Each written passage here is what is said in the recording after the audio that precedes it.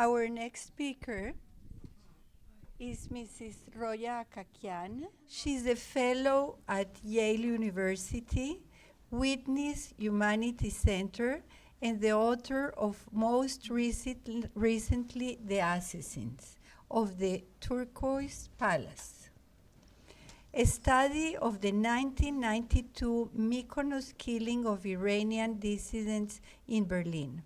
She's a founding member of the Iran Human Rights Documentation Center and serves on the board of Refugees International. She's a contributor to the Persian Literary Review and the weekend edition of All Things Considered. Her op-eds, essays, and reviews have appeared in the New York Times, Washington Post, and Wall Street Journal. Her memoir of growing up a Jewish teenager in post-revolutionary Iran, Journey from the Land of No, a girlhood caught in revolutionary Iran, was Publishers Week Best Book of the Year and Elle Magazine Best Non-Fiction Book in 2004. She's also a recipient of the 2008 Guggenheim Fellowship in Nonfiction. Mrs. Hakakian came to the United States in 1985 on political asylum. Mrs. Hakakian, please. Good morning.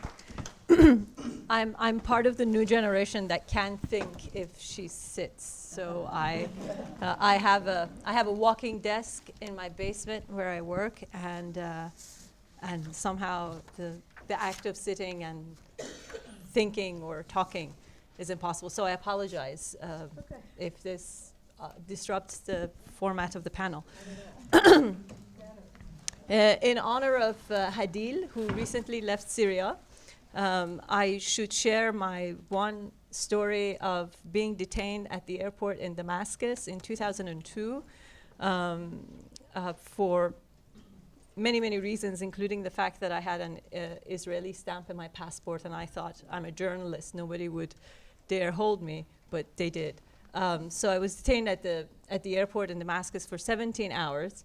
I had a great time, actually, because a deli owner at the airport ended up lending me his cell phone, and I made lots of phone calls, and people came to help me.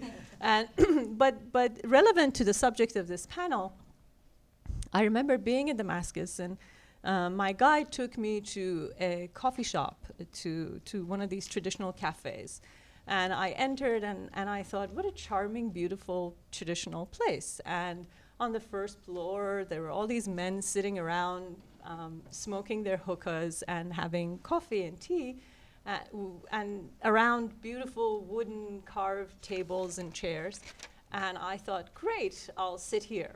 However, I made the mistake of speaking a few words of Persian, and the guy assumed that, A, I was from Iran, I was coming from Iran immediately. I mean, I do come from Iran, but I've emigrated to the United States, and I have, I was once an Iranian citizen, I'm now an American citizen, and it gets complicated.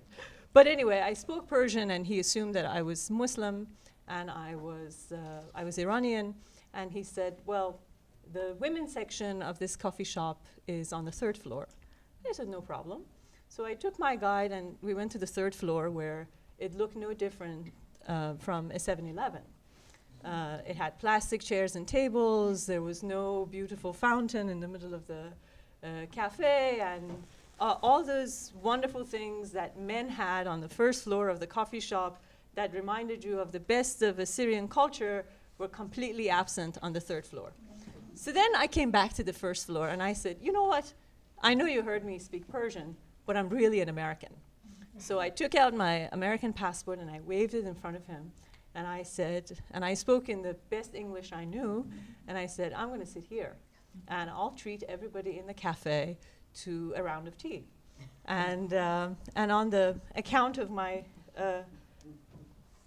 generosity. They allowed me to sit there among men and smoke on a hookah, which was which was a marvelous experience. So no wonder that Syria has had an uprising in the past 10 years, because it was no fun being a female tourist in Syria in 2002.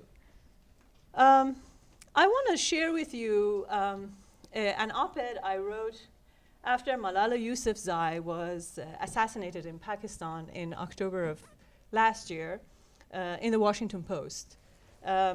Because I won't read it out loud, but I will share the bullet points from the op-ed.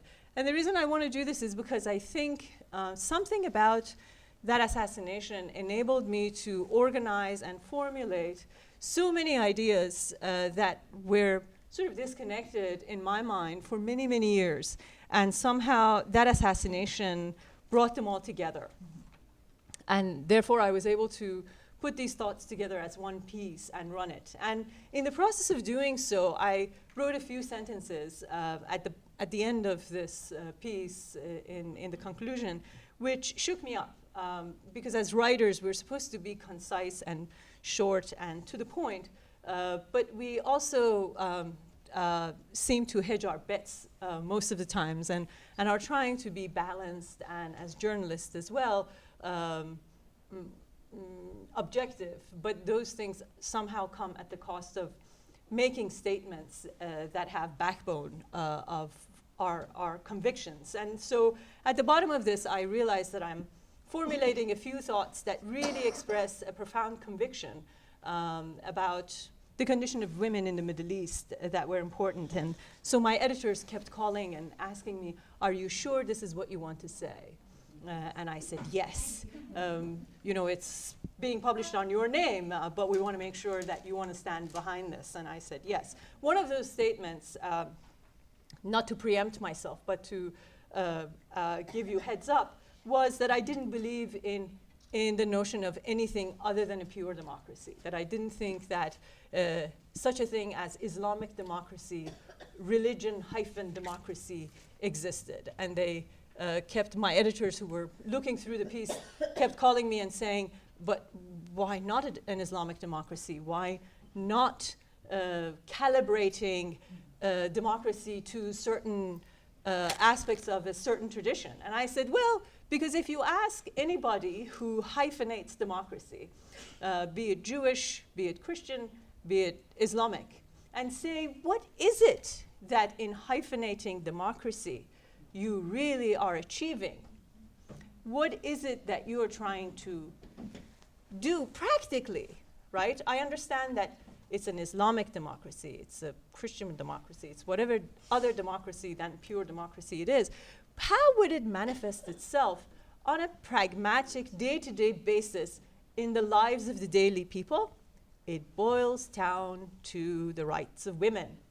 It boils down to women having to put on the veil, not having the right to divorce, not having the right to travel, and so on and so forth. And all of a sudden, the thing that gets hyphenated is really the rights of women that are being subordinated. So that was sort of the upshot of this piece, and I think it made my editors at the Washington Post really, really uncomfortable. So for this one piece, I got more phone calls, fact-checking and going over the details, far more than any other piece I've ever written.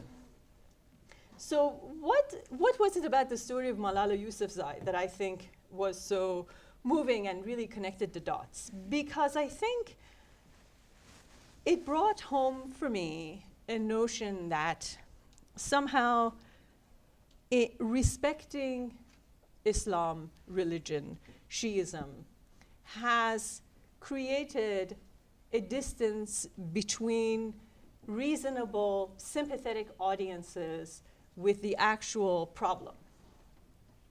That in some ways I felt that the notion of Shiism, the notion of Islam, religion, gets in the way of women here in the West, in America, women like us in this room, seeing the problem as misogyny with perfect clarity.